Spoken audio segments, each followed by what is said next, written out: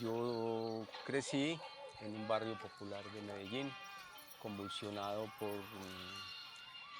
el acontecer social de los barrios populares de este país. Mi padre, un obrero de fábrica, luchó por sacarnos adelante con sus propias limitaciones, ¿cierto? Grandes limitaciones, le gustaba un poquito el alcohol, pero siempre se preocupó y asumió responsabilidad en su hogar. Era un barrio bastante popular donde el diario vivir era estar al lado de personas en medio de la droga, los marihuaneros, los malevos, que eran delincuentes o viciosos de esquina. Ver en estas personas unas manifestaciones que yo para ese entonces consideraba como injustas, el maltrato a su semejante.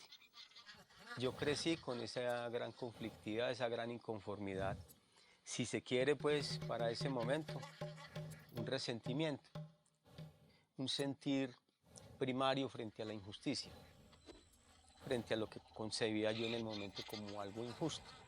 Yo recuerdo, pues es que nosotros vivíamos en una casa y prácticamente ahí mismo era toda la noche escuchar puñaladas, problemas del uno con el otro, asaltos, ¿cierto? Que al señor allí le dieron unas puñaladas por quitarle su paguito. Eso era una constante para ese entonces, era una constante. Para mi juventud ya empecé yo a tener cierto, por decir algo, cierto carácter. Yo llegué muy jovencito a enfrentarme a estas personas. El maleo más fuerte, el que más ha matado, el que más puñaladas ha dado, y yo llegar a enfrentarlo. Y llegué, la primera vez que enfrenté a una persona de estas, tendría yo una edad de 14 años, porque también nos hacían mucho correr a los niños. Entonces que ahí viene Falgás, que ahí viene el loco Elkin con su machete, su puñalada. Entonces llegamos todos los niños, porque lo que ellos llegaban venían alcoholizados, trabados, lo que fuera, era agredir al que fuera, al que se encontraran a su paso. Entonces eso, eso me generó ese tipo de resentimiento. Hasta que muy prematuramente algún día me le enfrenté a él, cruzando mirada y parándomele de frente. Falgás era una persona, el marihuanero, el atracador, que hacía puñaladas, le daba puñaladas al que fuera, atracaba al que fuera. ¿Quién fue Falgás? Para ese entonces la delincuencia o este tipo de personas no usaban armas de fuego. Todo era a base de cuchillo, puñalada, puñalada viene. Abusaban de nosotros, nos mandaban a comprar vicio o diazepam. Obviamente muchos de esos niños y compañeritos de infancia pues también fueron cayendo en esa problemática.